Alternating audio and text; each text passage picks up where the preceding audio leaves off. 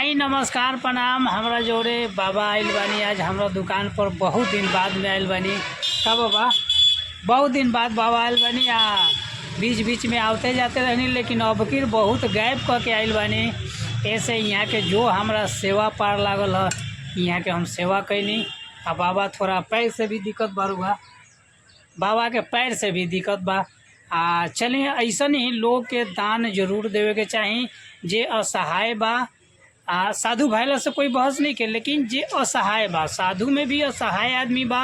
अपना से कुछ आदमी कर नहीं के पावत, न खा कमा के कहीं मजदूरी कर सकेला, तो वो आदमी के दान देम तो बाबा जो भी प्रसाद के भोग लगाए वो आशीर्वाद हमनी के प्राप्त हुई। का बाबा जी, प्रणाम बाबा।